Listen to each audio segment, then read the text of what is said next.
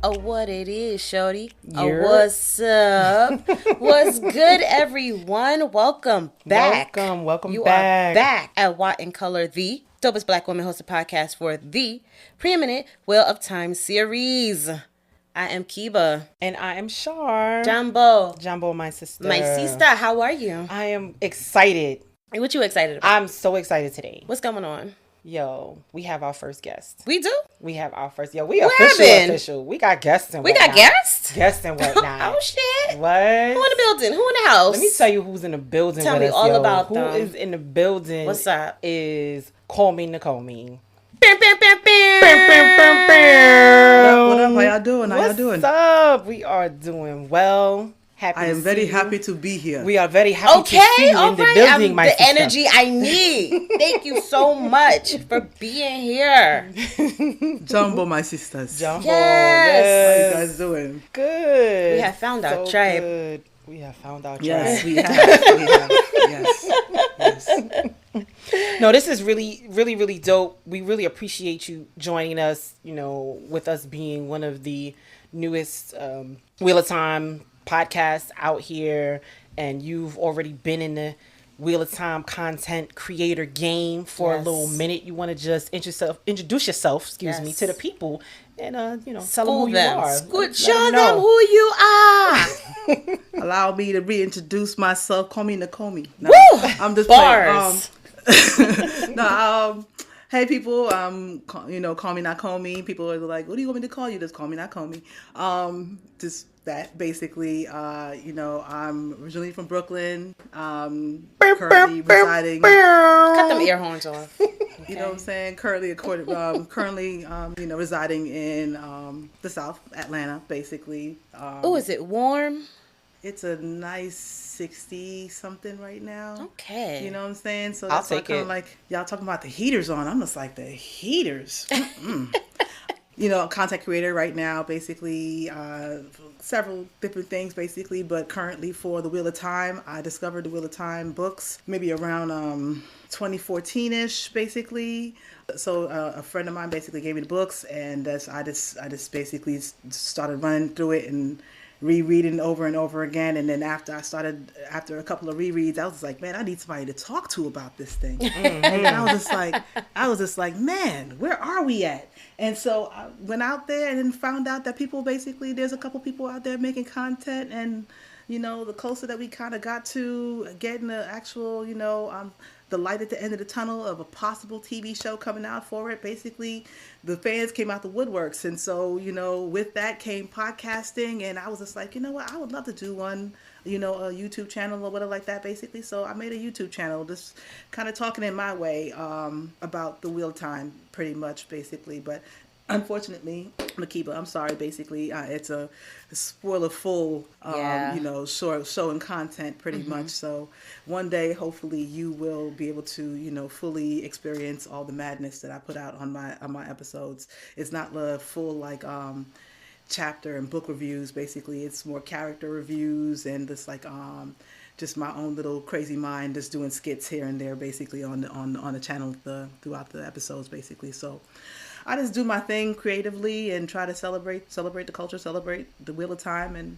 I'm glad to be meeting so many different people, and I'm glad to have met Sharnice a couple of years ago, basically on online, and I'm mad I missed her at JordanCon last year. I didn't get to go to JordanCon, but hopefully I'll get to see her this year. Ooh. Well, you know what? Speaking of JordanCon, we will be in the building. WoT In Color will be in the building. Speaking of WoT In Color being in the building for JordanCon, which is next month. Yes. Very, very, We very counting soon. down. We counting down. Soon come. JordanCon soon come. Yes, sir. Soon come. Settle on, people. Settle down. Yes, settle down. So not only will we be in the building, but we have just been recently granted a media pass. So we are officially in the building as an actual factual podcast. Last year I went to JordanCon as a regular fan, and it was so dope. And this year I'm coming back to JordanCon as still a regular fan, but I'm a content creator. It's crazy. I feel like we've been knighted. We have been let into the round table. Yes. They're like, come, feast, Yes. be merry, create content. And I'm like, Yes. shit, don't mind if I do. Right? Okay. I kind of like it over here. I kind of like it over here. So that's dope. So thank you again for sitting with us. My pleasure. This Yeah, is gonna be a absolutely. good conversation. I feel it in my bones. Well, let's We get finna to cut it. up. Let's Yes. get to it. Let's get jump to it. in. So today we are talking about chapter 5, Winter Night, and chapter 6, The Westwood. And I'm super excited to get to here because the last time we were here, everything was kind of so nice and hunky-dory and calm. And, you know, we're meeting all these characters in this small village and they heard there's war happening somewhere. What is war? We don't know what that is. Liars. And what did you say? What was your prediction last time? Somebody's Keba? fixing to die. Keba was like, somebody getting murked because They got to die on that night. everything was just too nicey. It's too nice. Too nicey. So if we recall the end of chapter 4, Rand and his pops were heading back to the farm. Rand was kind of a little upset about that. He kind of wanted to hang out in Emmonsfield for winter night with everybody. And as they were walking back, Tam admitted to Rand, like, yo, I believe you. You said you saw a black cloaked rider and he freaked you out. I believe you, you know? So now, you know, that we're aware that there's somebody, you know, we're going to be ready. And Rand felt so good about that. And we talked about how important it is for parents to believe their children Yes. when they talk to them, and how comforting that must have been for Rand, for him to, because he felt like, now I feel, even though I'm still scared, I have the whole village behind me. They should have just stayed their ass in the village. But the we'll most get important person, the person that who he basically, you know, is his rock. You know, he basically judges himself off of his father, and for his father to think that he was basically just seeing things or, you know, delusional, kind of would shake anybody's confidence, basically. So I'm sure that basically, you know, his father, you know, was reassuring him that, you know what, I believe you. I mean, the father could have been like, you know, I didn't see nobody before, so you probably tripping. But, you know, he basically, maybe a little bit more evidence helped him to come to that conclusion. But at the same time, it's good that he actually came and told his son too, like, yo, I believe you. You know, let's be that steadfast and on alert. Let's be steadfast. Yes. Love it. So now we get to chapter 5, and one thing I wanted to note that we haven't been noting, if you know, have you noticed that every chapter has a different icon? No, I Check it skipped out. right over that. Okay, we're gonna have some book Check it wrestling out. here. Let me just. I definitely would suggest. So if you notice, like chapter 2 has ravens. Yeah. Right? And remember in chapter 2, it was like, yo, why is that raven staring at us? Right? And here is the sword on chapter 6. See, chapter 6 has the sword, and chapter 5 has a tree. Right. Okay, important. Okay. Right? So, Every chapter alright. is going to have a different, so it gives a little insight into what we may or may not see Right. Okay. in the Okay. chapter. Yeah. All right. Yeah. So let's take note. So chapter 5, Winter Night, the icon is a tree. Yeah. So we don't know what that's about yet.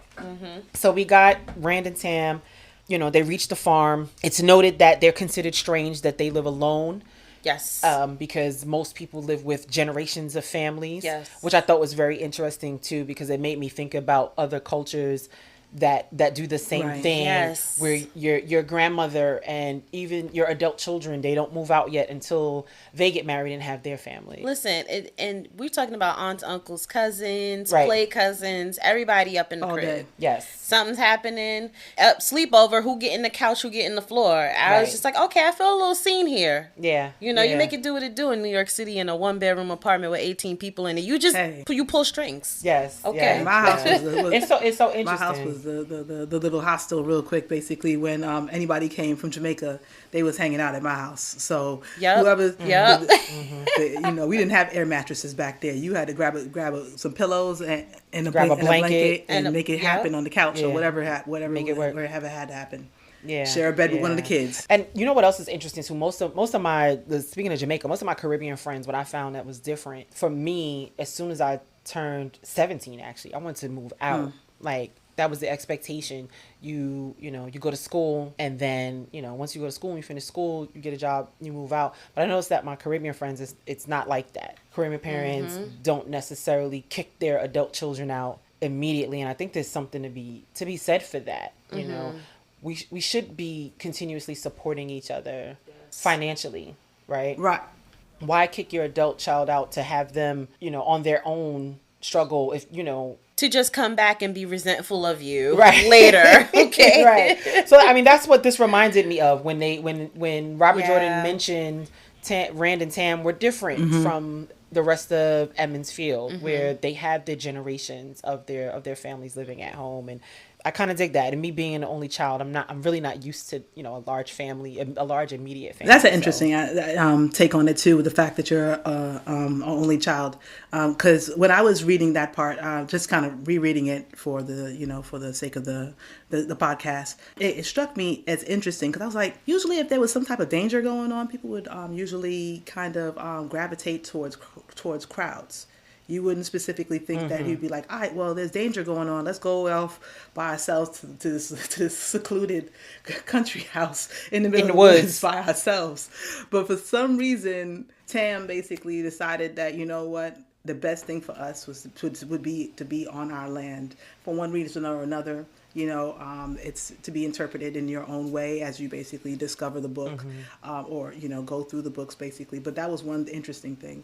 But at the same time, with you saying that, Sharnice, it makes me think about the fact that my family is from Jamaica, but me and my brothers and sisters were born here. So I guess the influences of both cultures in there. And we all have basically kind of gone out as soon as we could. As soon as we became adults, we left the nest. But all of us have had one reason or another maybe to come back to the nest for certain times, and the doors have always been open. Always been open. The doors are always open. So it's just like, it's an interesting thing. It's just like it's a collective living situation. Many other cultures do that also, basically, where you have generations living in the same home. I mean, my parents' house, my mom's house in Jamaica, where she grew up, basically, generations still live there, and my grandparents have passed on, basically, and people still live there and take care of the land, basically. But it's an interesting thing. But at the same time, it's kind of like, I don't know. I just thought that it was interesting to kind of mention kind of the differences between kind of cultures, but at the same time, it's the same. But I found it interesting that basically Tam decided to go back by themselves into the middle of the woods with just them two. For whatever reasons, they decided to do that. And I don't know if Keba, I don't know if you have any ideas about why he did that. Why do you think he told Rand, I believe you, and still he was like, yo, we gotta go back to the crib. I talk about that a little bit in my predictions. Okay. But I feel like Tam knew what was up the whole time. When he realized that, something was truly amiss, he was like, I know exactly what this is. All right, we got to go back. It's time to defend the sheep or whatever. It was like, all right, it's time to get the blicky out. I was like, okay, all right. I see what's happening. Because also I made note that in the Raven's prologue, he specifically is the one that is telling the story. He tells the story. And I said, about he told that as if he was there. Right, and that happened 3,000 years ago. Yes, I said, I'm on to you. So you guys read the Raven's prologue version. We did. Okay. I was wondering if y'all was going to do that. Because Keba's copy has the newer printed copies. So I have my original. Well, this is actually not my original. This is like my second original copy because I destroy every copy of The Eye of the World because I keep reading them over and over and over again. But she just bought the book like a couple months ago. Yeah. And so the newer versions. Exactly. And my Kindle version was updated with the Ravens. Yeah, so I have the Ravens prologue. And then I bought the 30th anniversary edition that also has the Ravens prologue on it. Yeah. So we did cover it. Yeah, I'm just making sure that I'm like, I don't believe that my version has. No, it just starts with Dragon Mount. Yeah. Okay. Yeah. So yeah, and that was interesting because at first my original read, I never read the Ravens prologue. It didn't exist because I started reading in late 2003, and the Ravens prologue hadn't been written or published. At least it hadn't been published yet. And so doing this reread, it kind of made sense because you get the Ravens prologue. Tam is telling the story about LTT and the events that led up to the Dragonmount prologue. Because then we get the Dragonmount prologue and then we're there with LTT. Everything that Tam said had already happened or had just happened.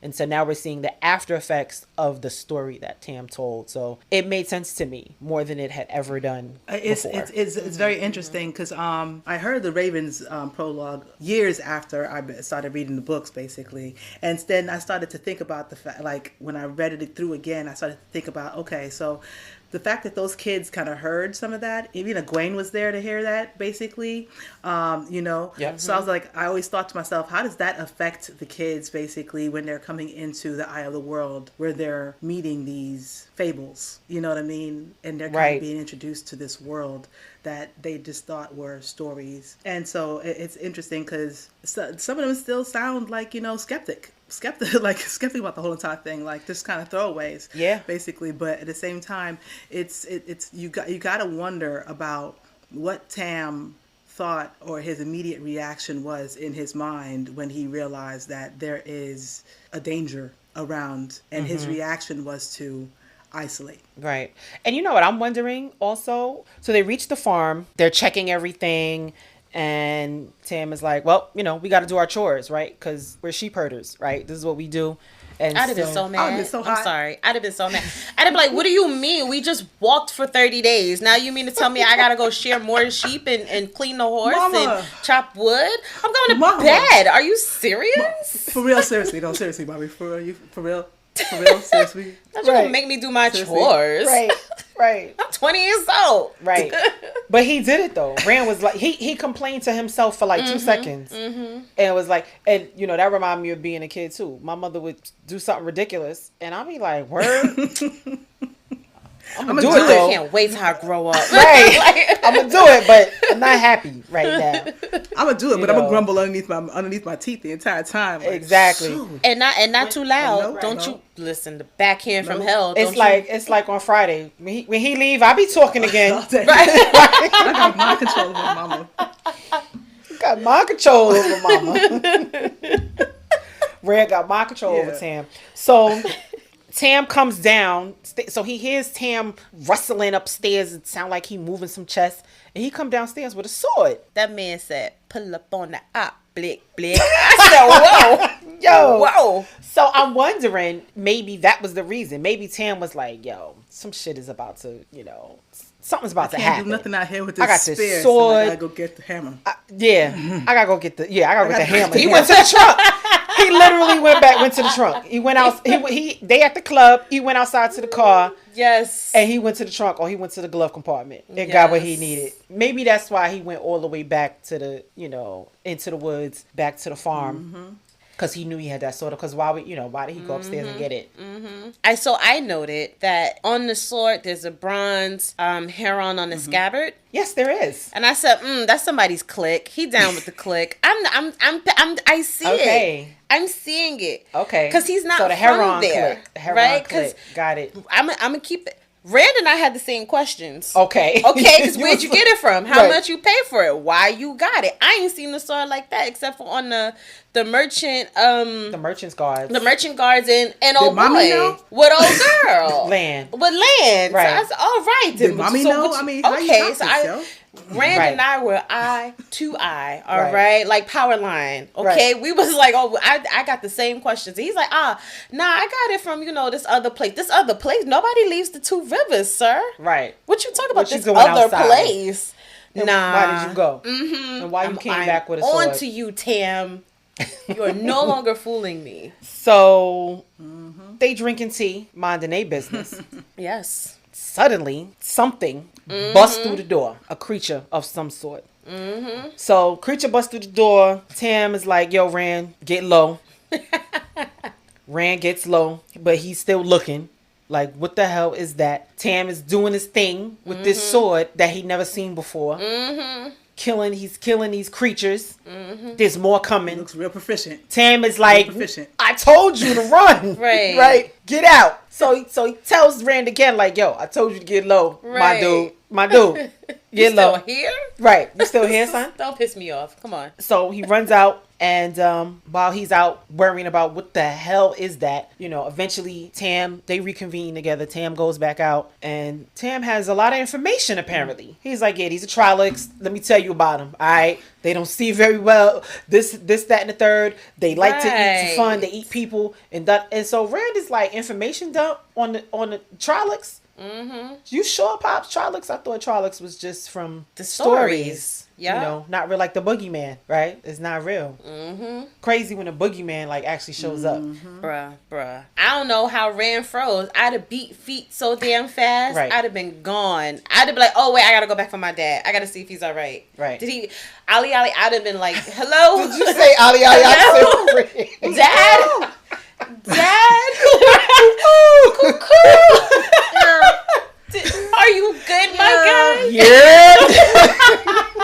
I don't know. I mean, let me make it to the village real quick because he ain't answering me. I'm a little nervous now. I don't think he made it past that second Trolloc. Yo, not all the hood calls. Every hood call we can ever think of. We calling all of them. If he don't answer, he gotta answer to something. He gotta answer to something.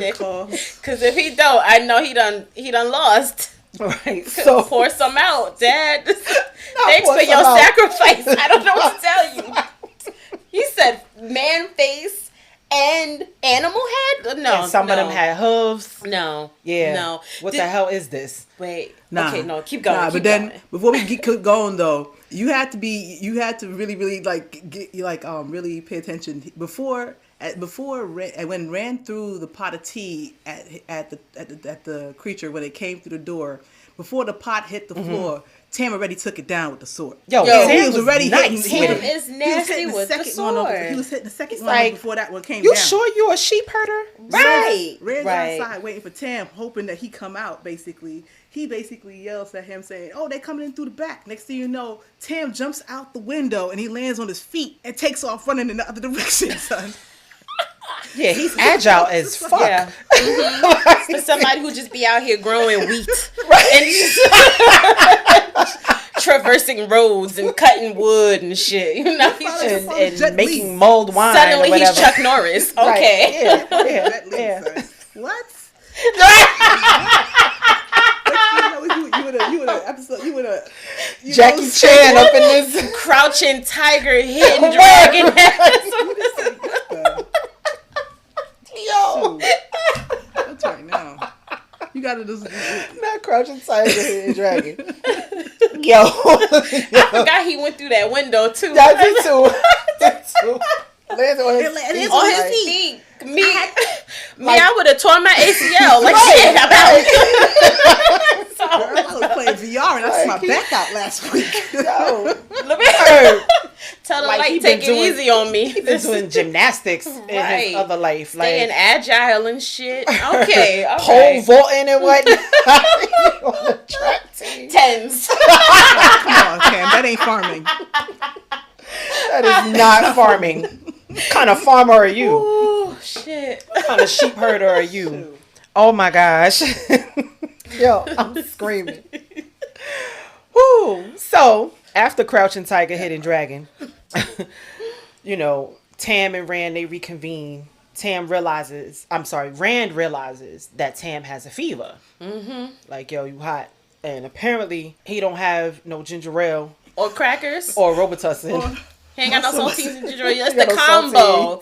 And if you don't pair it with the prices right, Vicks you Vapor about to fuck it up. He ain't got no Vicks. We ain't got no Vicks. No prices right. None of that. No praying grandmother. It's over. He's about to die. Over. No Buckley's. Because Buckley's will take the... Look, he ain't got no gripe water. Oh, Lord. How do you survive? How does one survive? No shark oil, no castor oil. Without gripe water and castor oil. Yeah. Where's the Korean store when you need it? Right. Where's the Korean store, yo? I need to go to Church in Flatbush. Since he don't have none of that, he gotta take Tam back to Emmonsfield to get to Nynaeve, who was the wisdom. She's the healer. She got all that in her pouch. She got she got the Vicks Vapor Rub. She got the gripe water. She got the saltines. She got the the ginger ale. She got the tussin, not Robitussin. She got the tussin. She got the tussin. She got all of that. So she got it. He got it. The red one. So he's like, all right, how I'm gonna get this man? I need the cart. I need some supplies. So he goes back to the farmhouse. Right? On some desert eagle crawling. Eagle crawling on his belly. Like, all right, trying to be, like, this is just like hunting rabbits. Like, get low. Right. And he's in the, he notices the sheep are dead. Like the Trollocs just slaughtered the whole, everybody. Baby, if that wasn't going to be enough to turn your ass 180... Listen, I don't know what. I said he's braver than me. Very brave. Like, Dad. I'm like, where do you want to be buried? Next to Mom? Do you want to? I tried. I can drag you to your final resting place if you wish. I tried, Dad. I tried. I really did. Dad, if you ever listen to this, I love you. I just want you to know. It's curtains. All right, it's curtains. So I don't know what I would do. I don't know. Yeah. I don't think I would have been brave enough to go back to that farmhouse. So I had to be like, shit. Shout out to Rand for. It's right because Well, one, that's his only parent, right? Left, right? So he's like, period. Lose another parent. Period. But like I don't know. I'd have been soaking some leaves. Like I think Nynaeve had said something about this tree bark over here. Right. I don't know. Yeah. Maybe if I lay this piece of wood on your back, I don't know, and pray. I don't know. We go get a ginger tea bag and let you drink some ginger tea. Ginger tea bag, right? Some golden seal. Just drink that. Drink this golden seal until we golden get home. Golden seal. There it is. Golden seal. Some echinacea. Yes. All of that. Oh, listen. So he goes back to the crib. Mm-hmm. He sees all these dead Trollocs. But wait. One of these mother suckers gets up. My man Narg. Well, shout out to Narg. Shout out to Narg, because Narg's smart. Narg is smart, all right? A real one, if you will. It's a real one, yo. Narg was like, yeah, I'm going to play dead. Listen, because money got to come back. They got to come back. Money got to come back. All that shit is here. And Rand should have hit him with the, who sent you? Shut up. Hit him with the pinky real quick. Plain and simple. Not interrogating Narg. He was letting Narg talk too much. Narg in interrogation. He was letting Narg talk too much. Narg was like, put sword down. Don't need sword. Murdraw want to talk to you. What? The Murdraw want to talk to me? Want to talk to me? Because what I do. Negro, I don't even want you talking to me. What I do? What did I do? Right. Where's the beef? Right. I was just out here making tea and about to have me some stew. Minding my business. And cutting my wood. All kind of craziness on my walls. We can't even live here no more. This place smells horrendous. Right. now you want to talk? You want to talk now? There's dead sheep everywhere, dead Trollocs. Yo, y'all stink when y'all die too, by the way. Just to let y'all know. So he got Tam's sword in his hand, and basically Rand murks Narg by accident. Because I absolutely knew at that moment that the book was over. The book was done. We finished. The rest of the books was just fluff. Right. You know, Rand was fitting to die. I was like, look at my prediction. Look at my prediction. You was ready for somebody to get Because killed. literally, if a Trolloc that looks like a wolf and a human had sex and made an abomination tells you to put your sword down, I just want to talk. Right. First of all, let's get into it. Okay. Because we from the hood. Right. Okay? Right. If somebody's outside your window talking about, come outside, I just want to talk, it's never. They don't want to talk. No, you don't go outside if talk. you don't have any hands. Right. Rand clearly does not know how to use a sword. He ain't got no hands. Nope. So this man thing, monster, Trolloc, is like, put your sword down. We just want to have a conversation with you. And this asshat puts his sword down. But in a way that when Narg comes up to him, he puts the sword back up and kills him. No, it just so happens that by the skin of his taint, his life was saved. Yes. Okay. Right. True indeed. Just True that indeed. way. You can't behave like that in the hood and survive. Yo, protect your neck. Yeah. That's all What I'm you not saying. doing. And for those of you listening who watch basketball, hand down, man down. All right. You don't want to get caught slipping like that. Word. Especially when you don't know how to fight. That part. Word.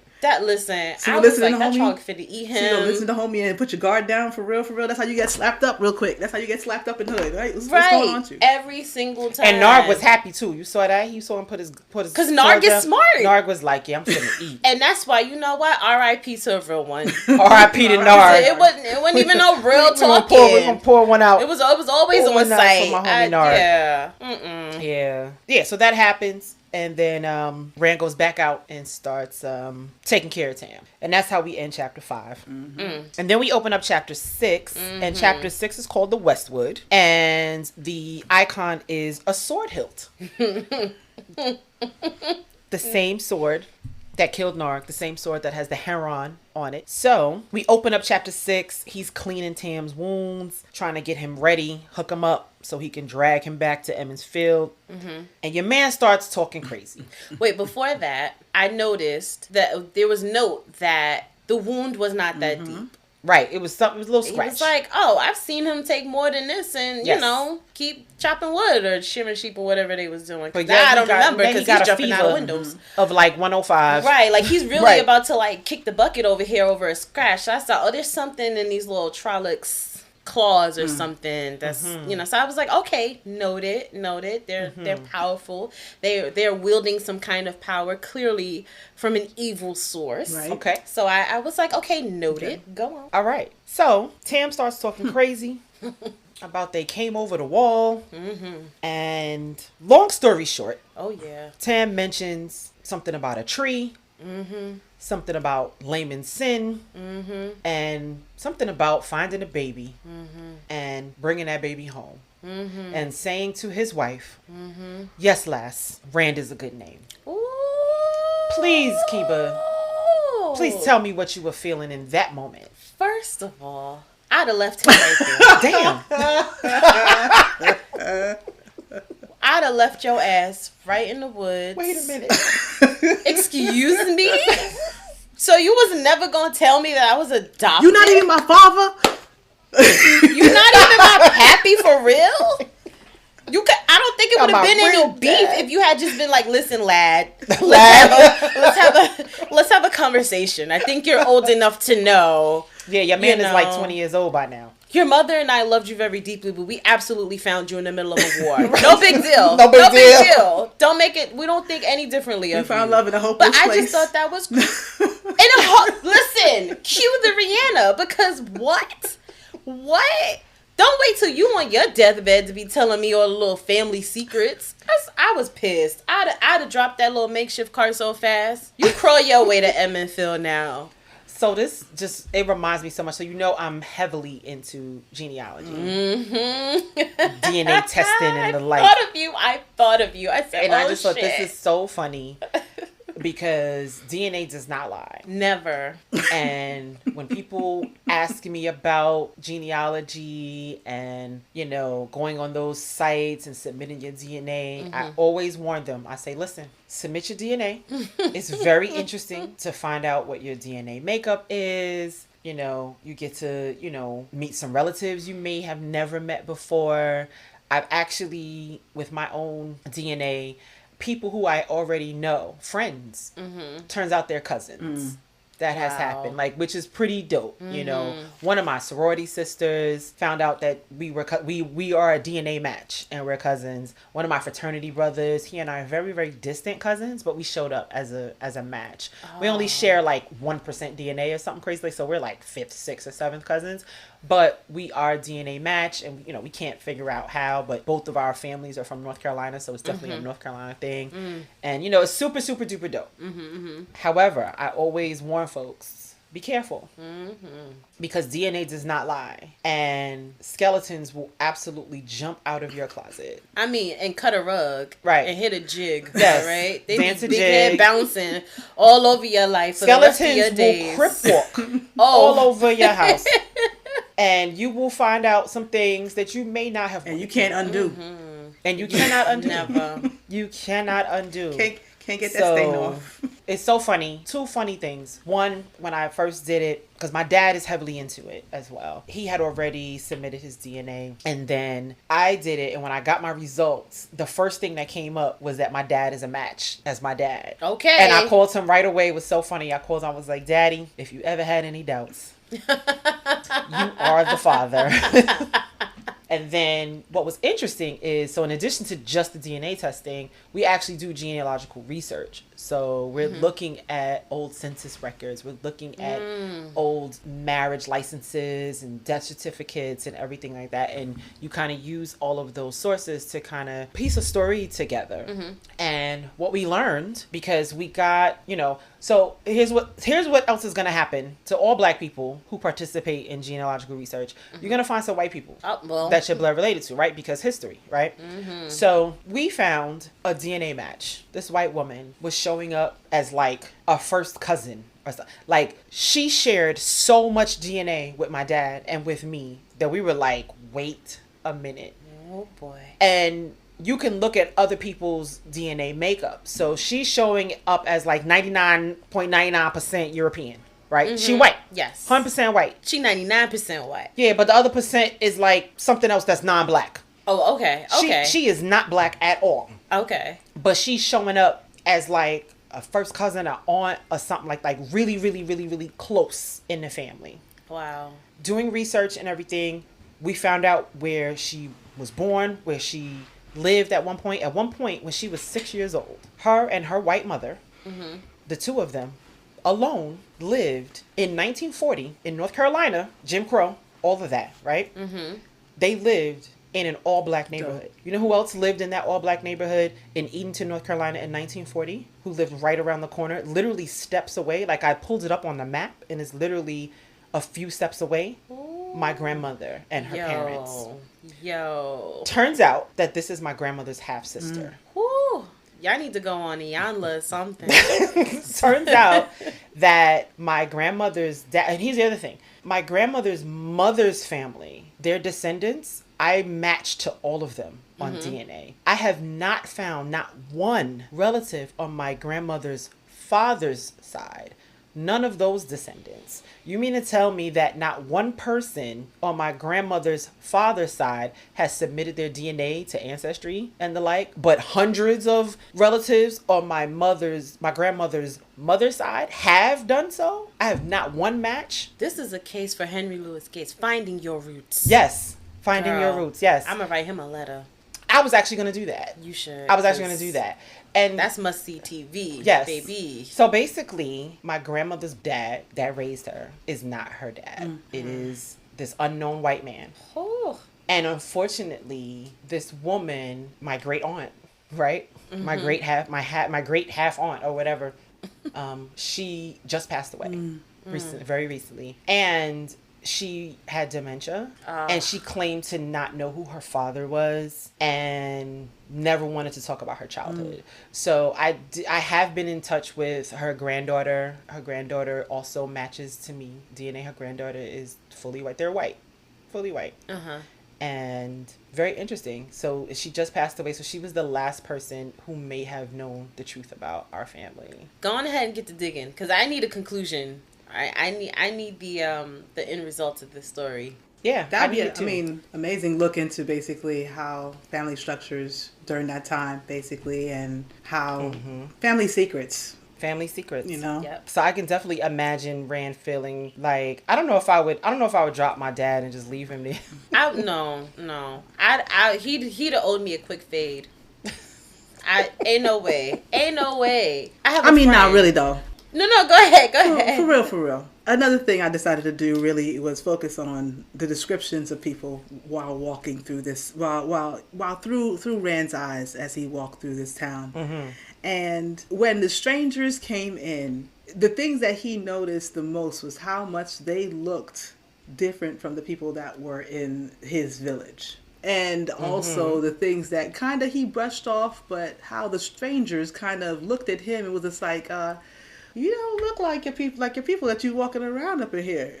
So, come on, Rand. Come on, son. So you basically, I mean, you know, I know Tam is nice and sturdy, and he, you know, he's a strapping older gentleman, basically. But at the same time, you tall, you fair, your eyes are gray, bro. Where everybody else around you is just like has dark eyes.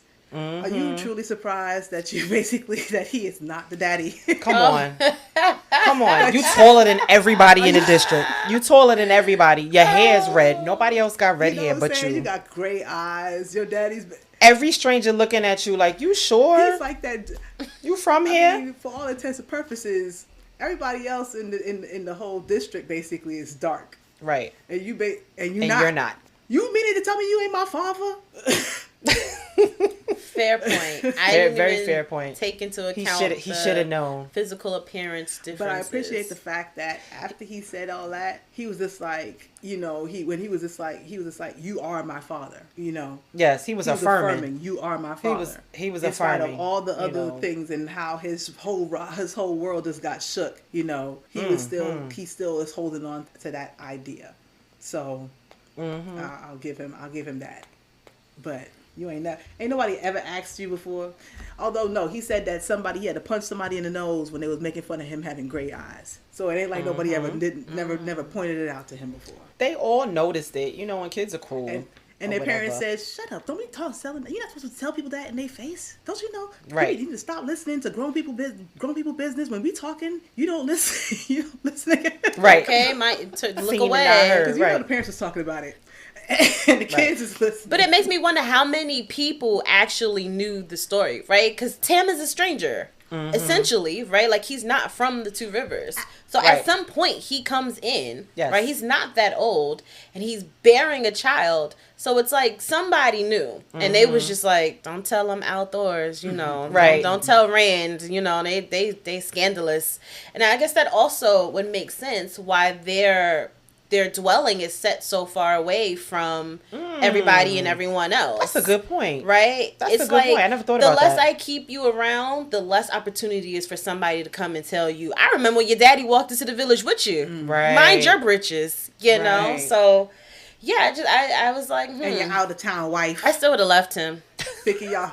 Kiba's like, I still would have left him. I would have came back for you in the morning. And Tam's mom's is not from there either. Right. Yeah. It makes me very curious about Tam's story. I stay curious. Is there nothing about Tam's story?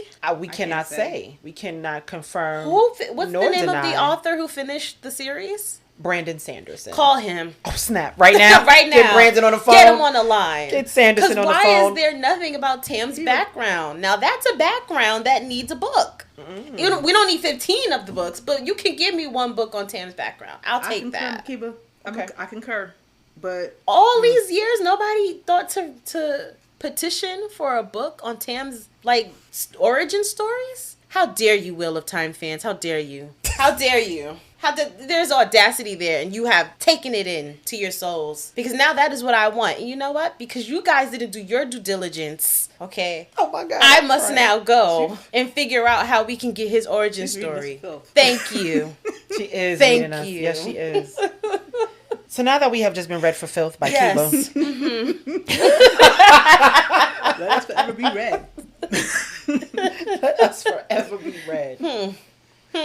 I'm not gonna. Wow. No, for real. That I would love to have. I mean, you will discover some more about him throughout the stories, but at the same time, some things are I want to know unanswered. I want to know who his pappy in them is. I want to figure out I want to figure out who your mama and them. Right? How'd you get down with the clique? Is that discovered? Where your people stay?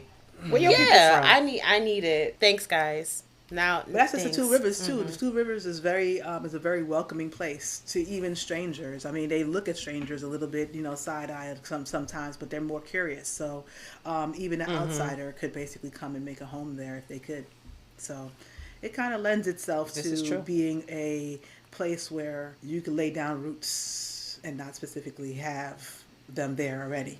But I don't honestly. Yeah, I'll leave it there.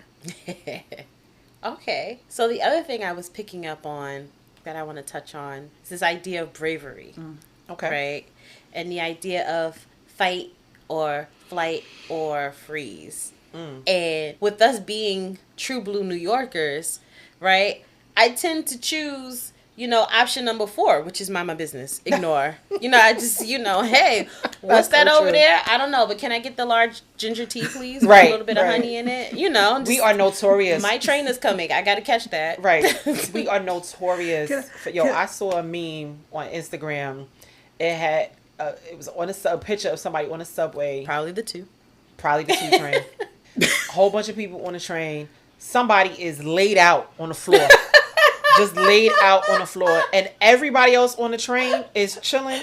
They looking at their phones. They sleep, probably pretending sleep. Oh yeah. They sleep. They are just fanning themselves. They are minding their business. No one, folks probably stepped over money to get to the seat or whatever. Like nobody. Oh, there's somebody laid out on the floor, and maybe he wasn't. I'll never know because this is my style. Right. I gotta go to work. Excuse me. I gotta go to work. Conductor. Right. And if you're the one to tell the conductor, now this may, Wheel of Time listeners, we may sound like true assholes, but trust me. Survival skills. Sometimes it's best. Survival skills. It's safety. It's safety. Yes. Real talk. Yeah. Because if you're the one to tell the conductor that somebody's passed out in the car and they gotta stop the train and now 5,000 people are late for work. Yep. That's your ass. Yeah. Safety. That part. Safety. It'll be warriors up in here. Can you make it back to Brooklyn in time? Warriors. Come out and play. Okay. Real talk. I remember one time. Now that's your life on the line. I gotta go to work. I'm sorry. I am so sorry. I got places to be, and I need to get God there bless on time and alive. Plain and simple. I remember one time. I believe it was either the C train or the 2 train. It could have been either one, but I believe it was a C train. Either one. They both trash. And on top of it, they always stay stopping in between stations, like on a busy day, during rush hour. So, you never know what's going to go on. So we there all sitting down. I'm chilling basically. Like, I think I was actually sitting in the seat. And so, but when people basically open the car doors in between car doors and come in. So out of nowhere, I think I was either reading or I was doing something. And out of nowhere, boom, car doors opens. This lady comes in. When I say she looked G building ready. She looked. She stood out. She stood out. Black lipstick and everything. She looked, and like platinum blonde hair. She looked like she could play for the Giants. She looked like she basically could do some things. So she's a linebacker. So she came through. And when I say, we all kind of, because of course when the door opens, everybody kind of looks. But Yeah. Can I say that when she came through, everybody's eyes went right back to whatever they were doing. Everybody's eyes, like not fucking no with her. eye contact. That's a survival skill, people. Right. New York, no Survival eye skill. contact. Mm-hmm. So anyone out there ever visits New York and rides the subway, do not make eye contact with people on the subway. especially if you don't know. Just don't do Now it. you got a friend and they gonna follow you throughout the city. Right. That part.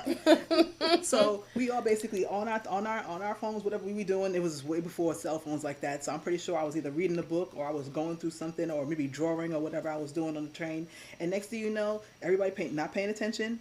This lady comes through. She stops in front of a lady who was basically sitting back on one of the train doors. When I say she yanked her up and put her in a headlock, What? and brought her all the way down to the floor, like she was putting The random. like she put her What is happening? all the way down to the floor, and then she threw the lady up. Then she like pushed. What in the Jack Bauer of 24?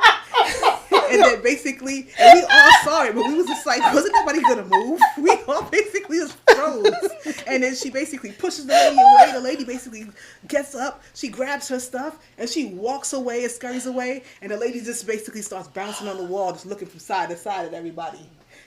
Looking for the next victim. Basically, it's like, Wow. nobody moved, nobody gets hurt. Nobody moved, nobody get hurt. Wait a minute. Wait a second. So the lady who she yoked up and put in the sleeper hole We all could have and said night too. Had a decision about whether or She not just we were got gonna do up. something to help that lady. So she just got up and just walked Scurried away. away to the other end of the car. Like, I'm gonna just be over here. Like, you just fucked me up and I just lost my breath for like 30 seconds. She had, when I tell you, Gosh. she had no shot. David and Goliath, she had no shot. Wow. And we all basically decided to say, mind your business. And nobody said nothing. Mind your business. Oh, Mind your Because we business. would have been, and 'cause- I'm not huge, but I ain't no small little thing. But I ain't stepping in. Nope. No. Sure won't. Sure won't. I got Do you home know that night. the I got amount home. of sleep? I got home. Do you know and that's the point. Do you know the amount of sleep I would have been pretending to have? Do you understand? No. Y'all can't see me in here, but I definitely No. bust out a little snore, a little drool. Right. My This head, is 96th my head is Street. hanging. Oh, that's me, guys. Right. Sorry. I think I would have got off at the what was next so stop. scary? Whether it was my stop or not. What was so scary is that it was stopped in between a train station. It was between one of those train stations. So basically, we were stopped because it was rush hour. You ain't got nowhere to go. Had nowhere to go. So yeah, I'm asleep now. Yeah, I'm asleep. I'm asleep. My head is hanging. When I tell you, I would not be able to rest until I got my lick back. I would be 96. Like, ooh, when I see that big, I'm coming. What? That is crazy. Oh my gosh. Survival skills. Oh my goodness. Goodness. Sometimes we got choices. So yes. And I would say definitely, unfortunately, I apologize to the creator that I basically didn't sacrifice myself to go in there and help that lady. I will forever basically consider the fact of whether or not I could have did something. But if that was my mama on life, that would have been it would have been on. We would just die together that day. Absolutely. Yeah, for sure. Absolutely. I think I've morphed into the person where I'm like, I'm not gonna get physically involved, but I'm like, hey, what are you doing? I see you. You cut that out. That's not nice. That's not nice. And not that was based in your voice. I'm a tell. Not that was based in your voice either. Hey, leave her alone. Hey. It's a little high pitch. Pitch. Hey. That's not right. Come on now. We got places. You can't choke the lady out like just be that. choking ladies out. Come on now. Yo, if you make me late, oh God. I don't know. I'm not brave like Rand, yo. I would have. You would have left your daddy in the forest. I'm telling you. I don't think I would have. I wouldn't have left my daddy in the forest. But you know what? I wouldn't have done. I wouldn't have got like we would have had to figure out how to get back to Emmonsfield without the cart and without the Oh, you wasn't going back. I wasn't going back. You wasn't gonna meet Narg. Narg would have never. We would have never met Narg. Narg would have been dumb that day because ain't nobody come back. Right. Narg dumb. Narg dumb. Should have just waited. Merchant would have been like, Narg dumb. You just sat here this whole time. But Narg would have still been alive. Yeah, that's true. By Rand being brave and going back, that was definitely big of him to do. I don't know if I could have compelled myself to go back to the farmhouse.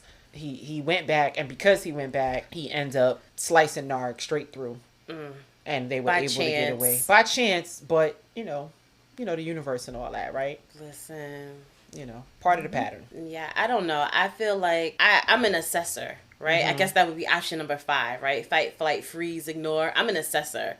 I got to assess the danger first before I just, fight or flight. Yeah, so I don't know. A bunch of 20-foot tall Trollocs come bursting into my door, and I'm thinking it's the neighbors. Right. Right, you hear the knock. Oh, I'm like, that's so-and-so. the neighbors? Tam's like, nah, fam. This shit's going down tonight. Right. I'd be like, what's that over there? Assess. Nope, that's not. Time to go. Time to go. You should come with me, Dad. Nope, you want to fight? Sounds like you did this before. I'm going to go ahead and meet you in the woods. That's where I'm going to be. So I'm going to be in the woods. Got to assess the danger first before you waltz ass into it. Mm-hmm. And I mean, he tried. I'll give Rand some credit. He tried. He kind of like, when he went back for the supplies, he kind of skirted on the outskirts and realized all the sheep was dead. I mean, that would have been my turning point. I'd be like, well, there's nothing here for me. Yeah, this sheep is what dead. I'm sheep dead, horse dead. Everything dead, house tore up, and I'm like, well, Bella gone. This was a good effort. Right. I tried. I'm going to just skirts right on back to the woods, and, I'm going to have to do a Wakanda salute to my dad. Find you a nice little spot to lay you down and give you one final hug. Use a real one, my G. You was like, thank you for these 20 years. Which tree would you like to be buried next to? Right, listen. Okay. You right next we to got the right oak woods. We got the redwoods. Right next to Carrie out right. And put you right there next to Mom. You are my mom. You are my mom. You are my dad. Who are you trying to convince? He's trying to convince himself. Absolutely trying to convince himself. Tam was there. Tam knows. He looked different, as we stated before. So he was definitely on his affirmations. Because he's going to keep saying it until it's true. But you know what, though? His father's sitting there looking like Lawrence Witherspoon. And he's just like, you are my father. Oh, that was sad. I was like, dag, not really having no parents. Right. Or not knowing who yeah. It had to find out that way. Right. I have a friend who found out by happenstance that she was adopted.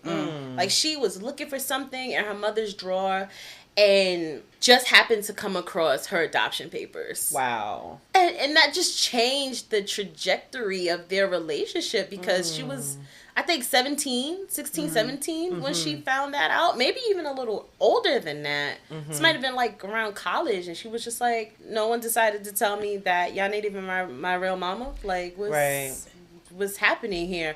And then, you know, she goes on this long quest. She finds her birth parents, and then she realizes sometimes it's best to leave things alone. Leave shit alone. You know? But grass ain't always greener. Right. And I was like, that is a wild story. But I tell you, I know someone. Go ahead. No, I'm just going to say that basically, but I tell you that, I mean, me and my wife, basically, we had our daughter, and, you know, we used a donor. So basically, but at the same time, we always had conversations of how much to tell. And she's only 9, you know, so we don't want to tell too much. But at the same time, we don't want, people to basically be, you know, kids are sometimes mean, so we don't want basically people to say things to, you know, to her or whatever like that, and her to, or B, as she gets older, to feel like we basically lied to her whole entire life, and she doesn't know what she, you know, her whole foundation is quote unquote rocked because what she basically thought was true, or where she came and where, you know, her origin story basically is not what she thought it was. So we always made a decision basically to make sure that we basically are within moderation, realistic with her with certain situations, but also at the same time letting her know that we were here from day one, and we were the only ones here from day one, period, basically. So, you know, which is important. It's those kind of, you know, that was a decision that Tam made, but at the same time, maybe he made those decisions to protect them. I mean, some people, maybe. Or, you know, to protect themselves. I mean, you know, they never know. Sometimes you basically got, some kids basically might be a little bit more sensitive. Also, another thing is the fact that maybe he's bringing a kid that basically obviously doesn't look like any of the other kids that are here. Why complicate things? Why complicate things even more by saying that, okay, not only, you know, are you not mine, but I don't know where you came from, you know, and we're going to be living somewhere else. That, I mean, so as being a parent is not easy. It's not easy, and there's no blueprint for it. We just do the best that we can with whatever resources we have, you know. Exactly. Whatever that looks like. I'm going to be honest, I was very grateful dealing with my own health issues and being able to, while in the doctor's office, and say, hold on a second, doc, what was that question you asked me? Hey, mommy, listen, have you ever? Yeah. Hey, daddy, have you ever? Yeah. I can do that. There's a lot of people that can't. Yeah. Too many parents also just brush right over the truths, basically, and you never find out about it until, like, you could have asked them 10 years ago and they told you nah, but then you asked them 10 years later and they just like, oh yeah, I've been diabetic. What? Yeah. I be wanting to fight the cuss. I be wanting to fight so bad because what do you mean? Now I got sugar. Now I got the sugar. I got the Thanks. sugar. You could have been put me on. Right. I could have been trying to take care of this. You're like, yes. They're like, oh, buddy, no, that runs in the family. What you mean? Right. When was you gonna tell me? After it was too late? Right. Oh gosh, we gotta do better. We have to do better at communicating. Yes. We have to do better at communicating. Take away stigma of shame and just basically, take away that stigma of shame. And I need us to bring back shame just a little bit. A little bit of shame. These young children are out of control. But you know what? We all come from a generation of children to be seen and not heard. Stay out of grown folks' conversations. And they like always that. see you as a child. Always. Your parents will always see you Forever as a child. and ever. And that's why they don't talk to you. So, okay, I'm a therapist. Who am I billing? Because that's it right there. That's it. It's the way that they perceive us. Yeah. Man, I'll call my mama right now. Like, first of all, you gonna talk to me. I'm a grown woman. Right. And you know what else? You know, not only as grown adults, grown children, I think that we take our younger children, our adolescent children, for granted, and we don't give them enough credit that they'll be able to handle certain things, that they have opinions about certain things, and that can be kind of tough. And I think it's important, you know, when we have young teenagers, adolescents, you know, the 12s and the 13-year-olds and the 14-year-olds, it's okay to have conversations with them and share with them and get their input and check in with them and ask them, well, how are you feeling about this situation? You know, we don't do enough of that. Yeah. We don't do enough of that. We come from children should be seen and not heard, right? Respect your elders. Don't talk back. Don't question anything, right? And it's interesting because I struggle with it personally. I have a 15-year-old, and my 15-year-old questions everything, and it takes some getting used to, because I would never question my mama on any decision that she made. And I struggle when I tell my child to do something. And if she don't understand the purpose, the point, she's not jumping to it. Right. She's looking at me, face all screwed up. Well, mommy, that doesn't make sense. Why do I have to do that? And my first knee jerk is to say, listen, just because I said so. Because I said so. Because I said so. Shut your mouth and go do what I asked you to do. Right. Instead of having a conversation with her. It's okay to have a conversation with her. Right. She's not 2 years old. Right. It's okay for me to say, well, listen, the reason why I would, unless I'm trying to surprise her, it's her birthday and I just, but it's okay to say, well, listen, sweetie, this is the reason why, because I have plans to do this and I need you to do that so that we can do this. Yeah. And she's a logical person and she can say, oh, okay. Right. That makes sense. Even if it doesn't make sense, I still, and I still insist, like, listen, this may not make sense to you, but this is what I need you to do. At least giving them the opportunity to be in the conversation. Right. I think it's okay to do that. Right. Because they are people. They are little people. With emotions. Yes. Yeah, I completely agree. I mean, that was always our approach to parenting. Like we said, there is no owner's manual when they basically give you when they give you that child and you take them home from the hospital. You basically making it up on you as you go. And hopefully you have some elders around that has been through it and you have experienced or seen and other children being reared. But we thought to ourselves, and we respect our parents, but there are things that our parents did that we didn't exactly agree with, and we wanted to do differently, even though we thought we turned out very well. We thought that there are things that our parents definitely could have done differently. And, one of the things that we came across, or we just basically had an idea about, was to speak to our daughter as though we didn't want to speak to her in baby talk. We wanted to we wanted to speak to her like a person, not an adult.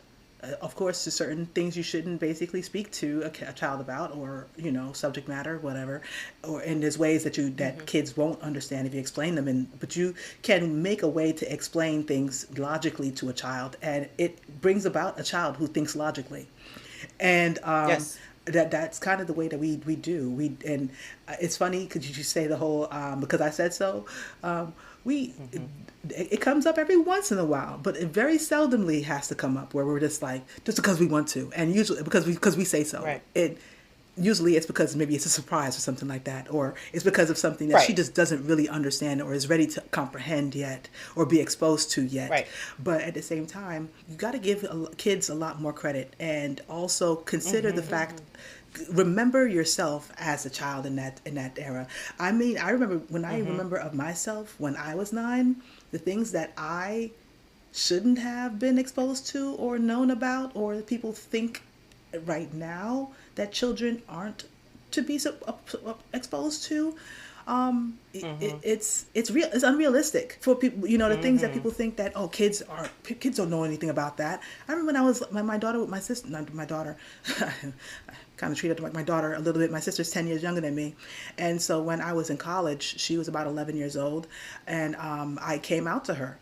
I was always driving her around. I was always taking care of her like she was my daughter. And so, I came out to her, and she was 11 and I was 21. And she was just like, okay. She's like, I love you anyway. She was just like, it doesn't change anything about you or nothing like that. And some people would have been like, why would you even bring that up to her? Or she doesn't she's not ready to talk about stuff like that. You know how many gay kids and friends she had from middle school all the way into college, and her best friends even now to today. And that's not because of me. That's just because basically that's what they experience every single day. That's like you basically, a person being like or a woman basically growing up in this world and thinking that a 15-year-old has no business even having a conversation about birth control, not realizing that everyone has regular natural desires and needs that just basically that are coming about. You should have conversations with your child. Right. I'm not saying for everybody to go out and basically get birth control for their children, but don't be naive enough to think that your child is not considering their sexuality. It's that kind of, those kind of blinders is what basically, to me, I think handicaps children. Yes. In the world. I agree. And so having those sometimes hard conversations, prepare your child for the difficulties or to understand what you went through or why you made the decisions that you went through. Don't compact those problems by basically covering up with more and more lies and dirt, basically. And now when they trip over that bone in the floor, basically, the whole dinosaur comes out the floor. And nothing is real. You know what I mean?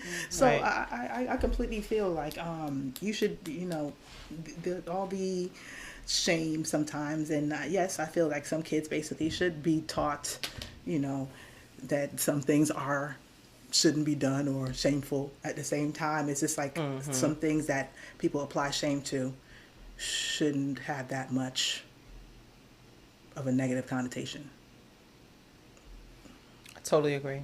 Yeah, because then that shame opens up to more family secrets, right? You don't want to talk about the birth control because of whatever reason, that shame, and then your baby comes home pregnant. Right. Your 14-year-old, your 13-year-old, right. And now you got to figure out what to do with this baby because it's shameful to have an abortion. So now you raising your child's child as your child, and that child's child one day finds out that, oh, my parents are my parents, they're my grandparents, and my sister's my mama, and so now I'm Ted Kaczynski. ripped actually from Tyler in my Perry family. Studios. That's actually in my family. My grandfather on my mother's side was raised by his grandmother because his mother was very young having him, and he was raised as a sibling beside his mom. Wow. And she left, his mom left. They were in Kentucky or St. Louis. They were somewhere over there. And his mom came to Harlem.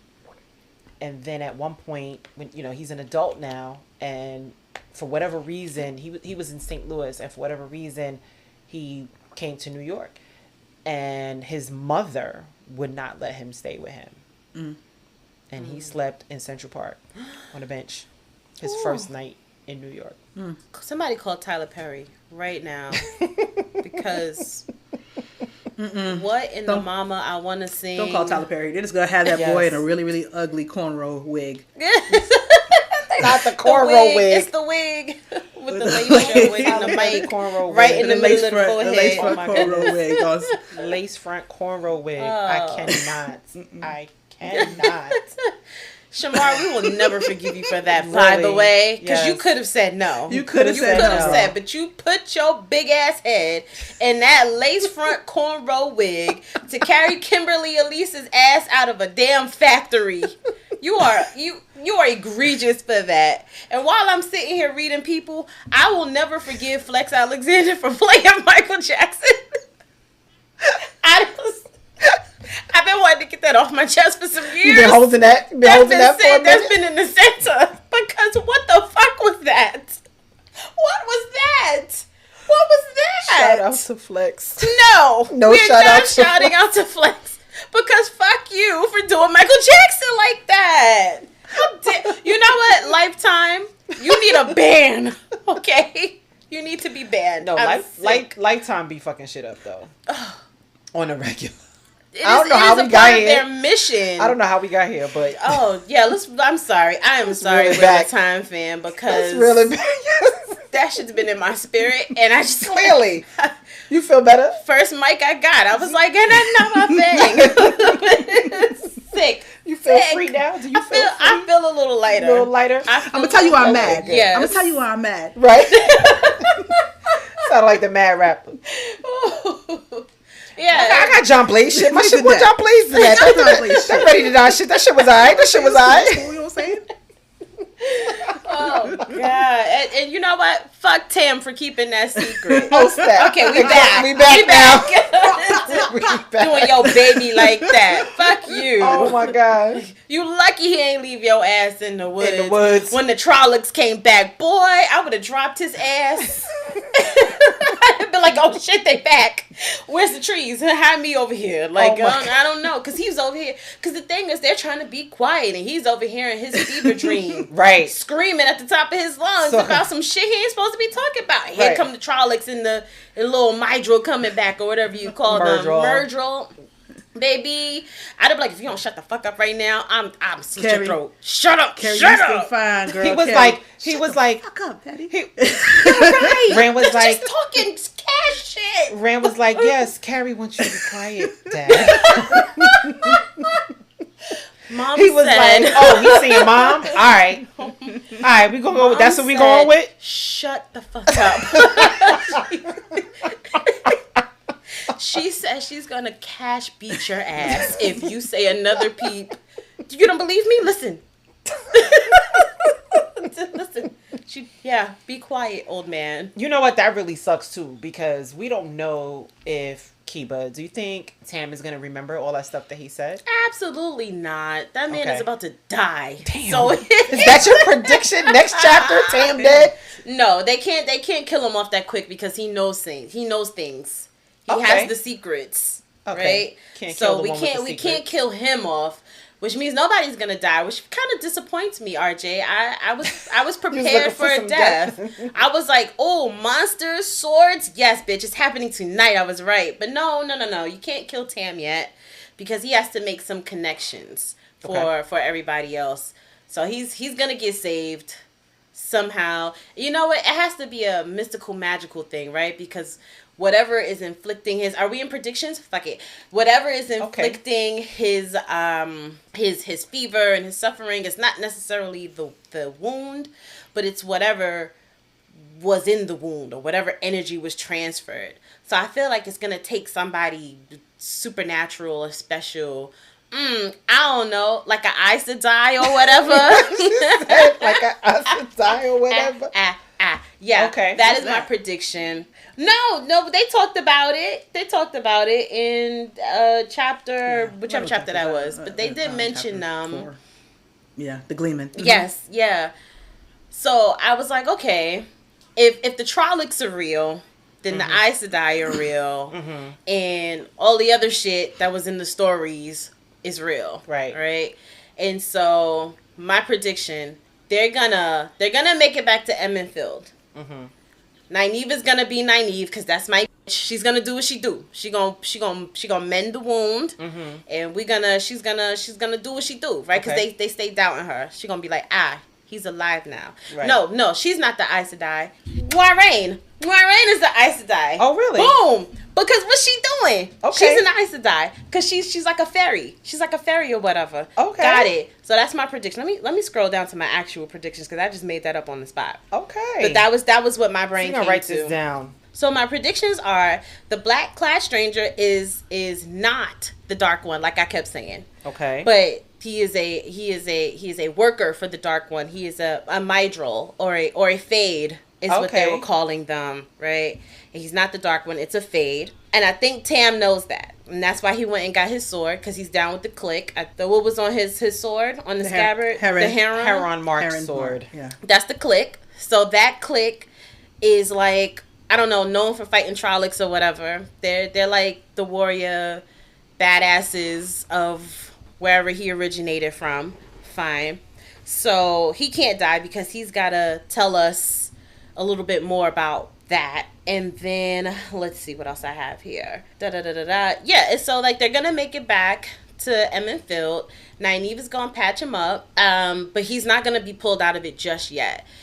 The Moiraine, right? Because she's a random stranger who looks like a queen goddess or whatever, with an actual like bodyguard, is gonna actually be like an Aes Sedai who knew that shit was popping off. So she came over to. I gotta change all my predictions now. So she's not collecting stories. And she's not here for the lick back. of she's not the descendant. She's an Aes Sedai, and she realizes that the danger is coming that way, so she heads it off. So she's in Emmons Field, and she's gonna be a part of healing Tam. And then we're gonna, whatever she wants the boys to do, they're gonna do that as payment for her healing Tam. Boom. Wow. I'm Mic writing drop. all this down. Yes. That is what I think is gonna happen. Solid all right. predictions. And Tam is a descendant of the 100 Army. Like, the 100 Army is the dudes. The 100 Companions. The 100 Companions is the Heron dudes with the yes. Okay. Yup. That too. That's what I have too. 100 Companions. Yep. And that's why Tam was talking about them in the Dragon Mount. Is the Heron prologue. clique.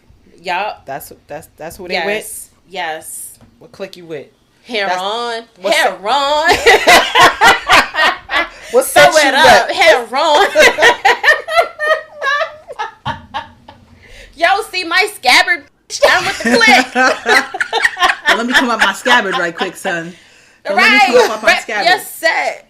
Okay. All right. Yes, those are my predictions.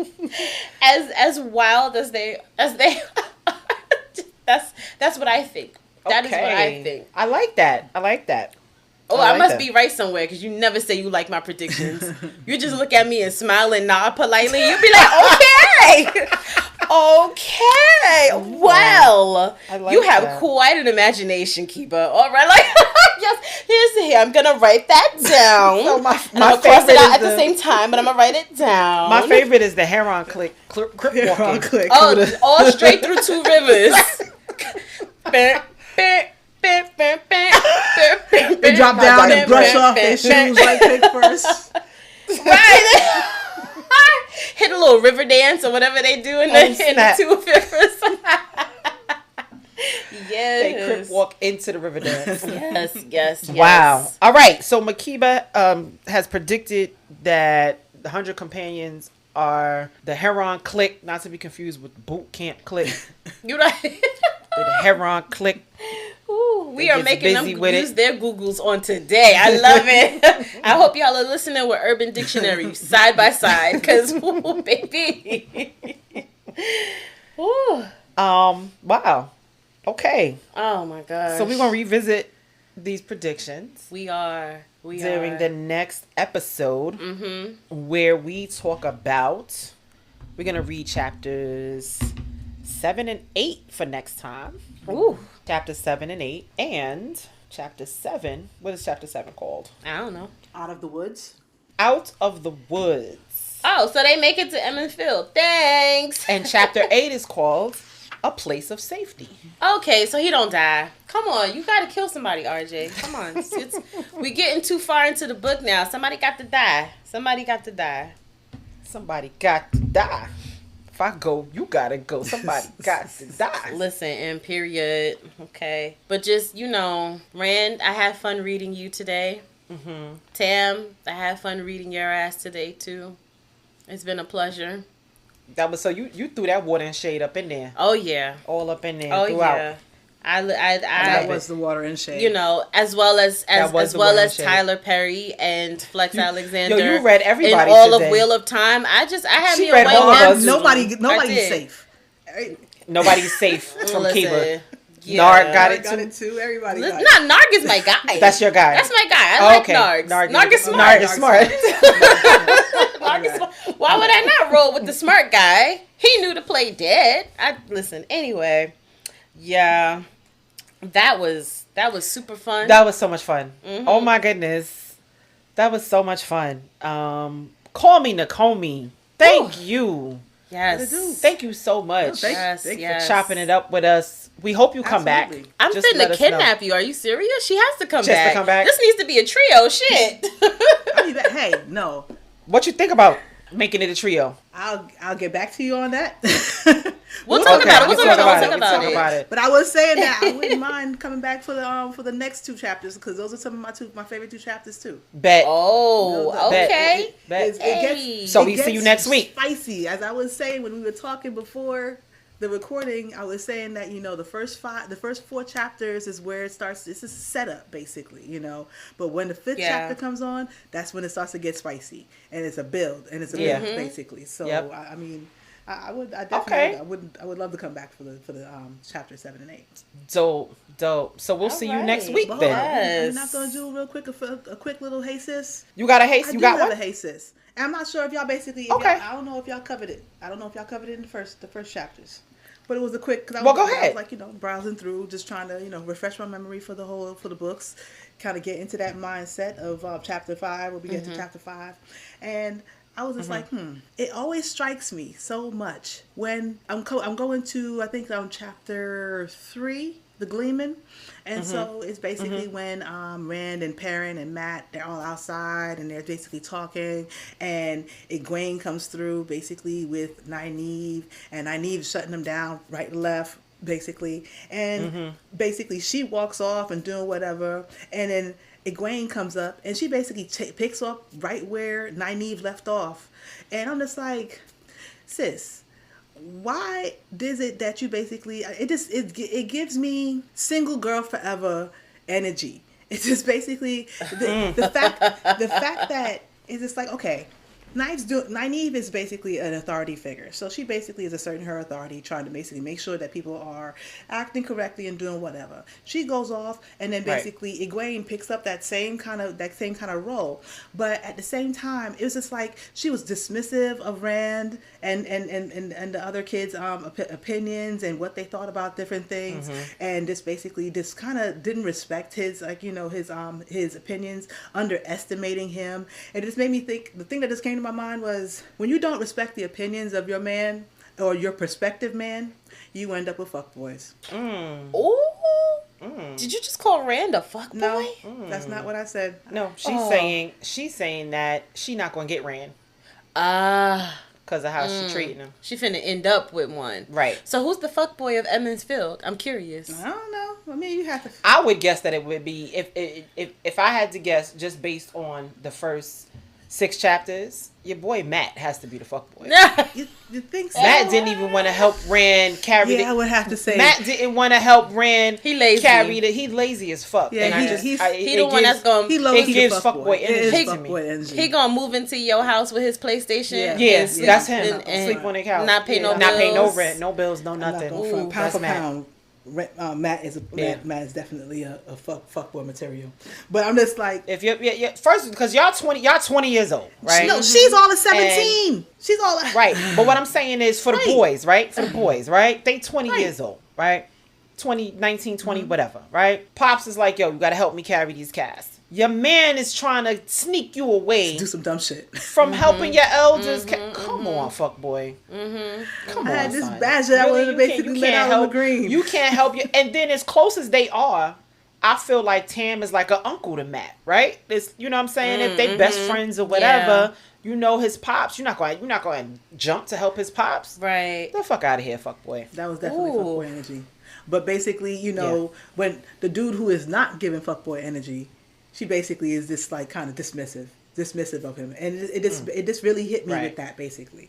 But at the same time, in turn, I'm basically listening to Rand also, and he basically is kind of like, he's interested in her, but he's kind of like, hesitant. He don't know what to do, but basically every single little thing that he's saying that he hears, he's interpreted it as some type of dig towards him, and I'm just like. Ain't nobody think about you, bro. Ain't nobody coming to see you, Otis. Nobody coming to see you, Otis. Like, she basically was like, ooh, she tells the Gleeman, ooh, can you read this story and that story and this story? And Rand's just like, oh, so it's like that? So you basically gonna have him read those stories? That's how you feel? You want those stories? You want those stories? You trying to leave me? You trying to leave me? You want to see the world? Without me? You're supposed to stay here forever. I'm just like, in these 2 square miles of this village. I just felt like I had to have a little. Well, listen, if Egwene ain't out now, right? If she ain't out now, she finna beat feet. She's actually maybe not, because the adventure has just come to her. Look at that. Came right on her doorstep. So it's her fault. It's her fault. Blame Egwene. Blame Egwene. She wanted it. Here we are. So you think they make it back? So you said they make it back to Emmons Field. They're gonna make it. What back. they gonna find when they get there? Nynaeve is gonna be. They're just gonna be waking up, getting not ready knowing for bell what the hell time. happened. Okay. They gonna be like, What the hell happened to y'all? what's wrong with your daddy? Right. Right. Fuck Why y'all you went stink through. like that? Right. Smell like dead trollic, my guy. Right. He was dancing the pole. Right. That Dancing damn the pole. Dancing the stripper pole. Woo. Missed it. Yeah. Yeah. So Twerking and shit. having a wang dang doodle. All Miss right. Wang Dang Doodle. That's what they was having. Yeah. Missed it and got fucked up. Like, Sure. that's why we told y'all not to live all the way out there in the damn woods. Who the But hell wait told though, y'all? so I know they were set off into the distance. Yes. Right? But like Like, it literally nobody takes heard them that? hours. But no, it literally takes them Yes. hours to get to the closest to get neighbor? to get to Emmonsfield. Yes. No, I'm not even talking about going back into Emmonsfield. I I'm talking think about the they closest mentioned that the neighbor. closest neighbor was really, really far too, and it wouldn't have made sense for the neighbor to come knock on In the their middle of door the night. At that time. At that time, because it's nighttime. Yeah. Because wolves and shit be out. Yeah. That's crazy. So yeah, That's I don't what think your I don't ass think the get. neighbor. Come into community over here trying to keep your secrets. Tam, fuck you. All right? Again, one more time. Damn. Because then low key, What, I Tam? could have had some help. Well, I don't know how much help Tam's a crazy the ass. rest of the neighbor would've villages been, would have been. Tam's a crazy ass. They'd have been like, ooh, scurry, sniff, flinch. Tam is a crazy ass Yes. survivalist. That's what He's He's an old Green Beret from back in the day, and he basically got a whole basement full of swords. They got a bunker. He got a bunker. Right. So Full naked of and swords. afraid. Yeah. Full of swords with Full of herons swords on with them.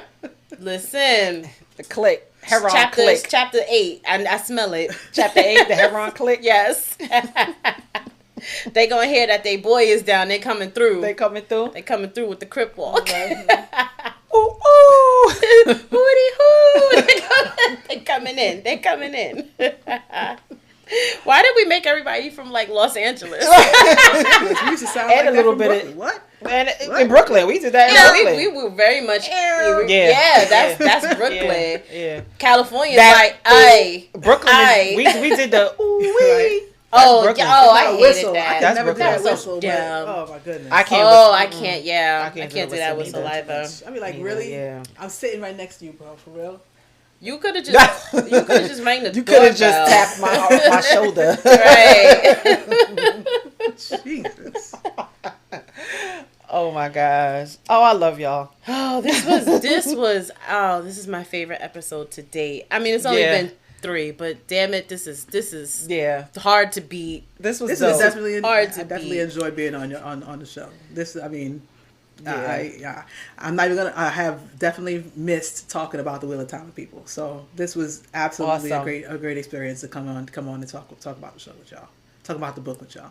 So Listen, thank you. Definitely looking forward to next week too. You're very welcome. Thank you. the door is open for you anytime you Anytime. wake up and you're like, you know what I feel like doing? Talking about the Wheel of Time. Let me Right. call up Sharnese and Keba and see if I can get in that schedule. You are in the schedule. Yes. Thank you. You have You're in schedule. you have an open invitation. I'll Yes. block off the Any episode. certain chapters of certain books. I'll block that joint off and be like, Yes. I need to be on There you this go. one. I need to be on this one. Yep. Yes. Yes. Yeah. I need to hear what y'all. I need to Love hear y'all it. thoughts. She's our resident guest. That's it. Yes. Officially I love this. unofficial. I love this. You are part of us now. Appreciate it. Thank you. You are WoT In Color. Call me Nakomi. Yes. You are WoT In Color. Wakanda salute. I mean, I don't know what they do in Emmons Field or whatever, but we gonna Wakanda salute. That's what they do. okay. But That's what they do. you've heard it here first. Exactly. It's vibranium under there. Y'all don't know that's what's coming out the spring. They got That's what's coming out the vibranium. spring. That's what the That's Trollocs what's coming out want. the spring. They want Oh, vibranium. oh, It's you that said vibranium in the spring okay. water. Watch. That's There's what it is. They vibranium looking in the for. spring. That's why nobody can cross it. Right. Got Watch. you. Got you. Watch. Call me Nakomi. Where can the people find you? Yes. Because they want more of you now. They need it. Yes. Right, well, careful what you wish for. Basically, you can find me on IG at Call Me Not Call Me, and you can also just follow me on YouTube. Basically, Call Me Not Call Me is the name of my YouTube channel. Hopefully soon I'll come up with some new content. I have been making up new ideas for new episodes, and I am working on my next episode. Basically, that's going to be going over lots of different things, including the season 1 of the Amazon show Wheel of Time. So, but I also Awesome. look forward to coming back on you guys' show. We can't wait for that. Oh my gosh, Komi Nakomi, we just want to big you up. Absolutely. You are so dope. You are so special. Appreciate it, guys. This was much. Great. You're a black woman magic. Yes. Woman magic. Both of you ladies, absolutely. This was very, very good. I love to hear people's new takes and old takes on the show. I mean, on the book series, basically. So it's a pleasurable experience for me to hear people's new fresh eyes. It's fresh eyes. Yeah. Because I bet they ain't know Tam had the blicky. Oh, right. No. They thought it was a sword. No, ma'am, it's a blicky. Absolutely. All right, that's what it is over here. Chop a whole. He said ching ching clang clang. Tree down and click, you can still shave with that girl. You can still do your eyebrows up. Right. Shape up your eyebrows with that. Right. 3 cuts in the eyebrow. 3 cuts. Trying to wild out. Because the Heron click. Hold your head. That's what go real quick, son. Hold your Yes. You might have ran up with that girl up in there. Yo. Listen. Shout out to BMF. Y'all been watching that show? I haven't gotten into No. it yet. Oh. Ooh. But I heard. Yeah. Yeah. I'm a Raising Kanan kind of girl myself. I am myself as well. That damn 50 Cent. Get off my TV. Yeah, he's I'm everywhere. sick of him. Shout out to 50 Cent. Ooh. He's everywhere. Well, he's a part of the big ups. Big up to 50 Cent. Big up to 50 Cent. Being on my TV every time I turn Every it on. time I turn it on for different shows. And big up to our book club. Yes. Mocha Girls Read. Mocha Girls Read. That is, as you all know already, the origin stories of Shar and Keba. Mm-hmm. That is where we met. Shar is the organizer of the Harlem chapter, and it is because of that beautiful book club and its founder, Alicia.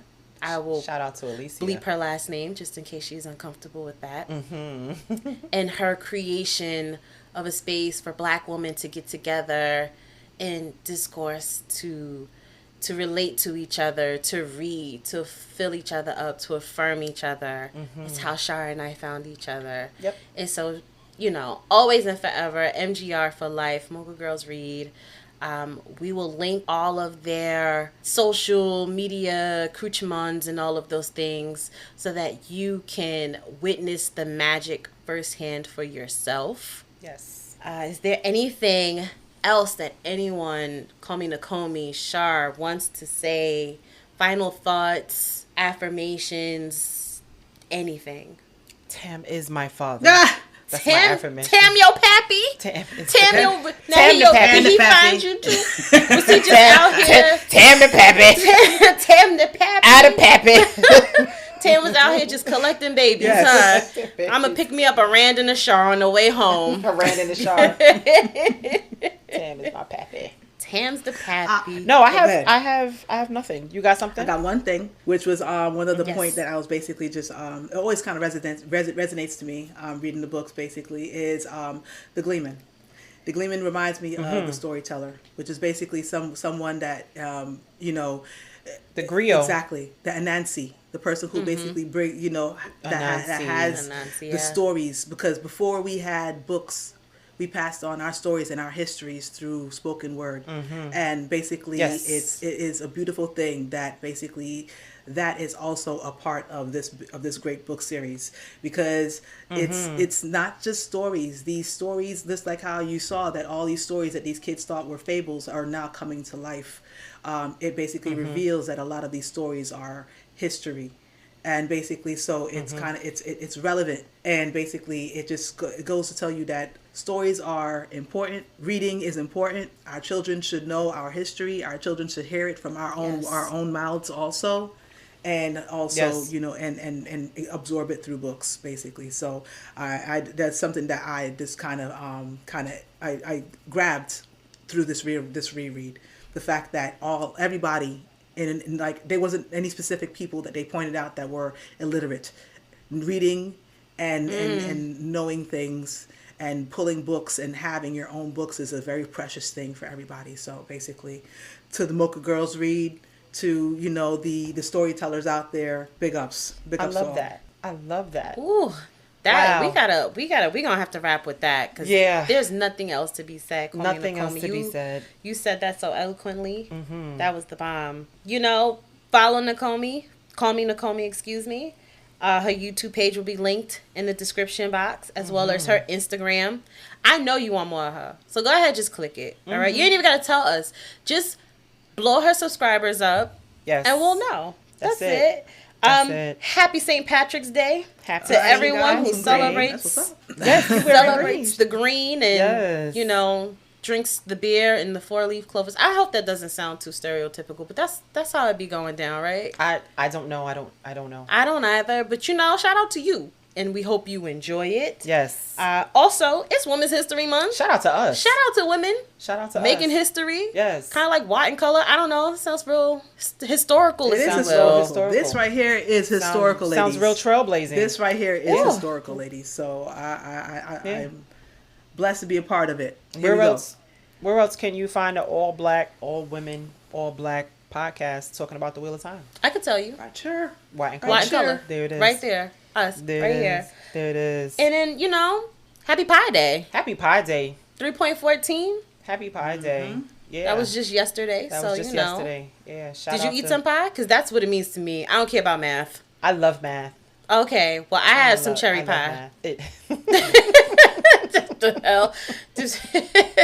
Any excuse to eat pie, right? Listen, because why would I pass up the opportunity? Okay. Actually, you got to get some bean pie. All right. I might be going a little too far off the end, but here we are.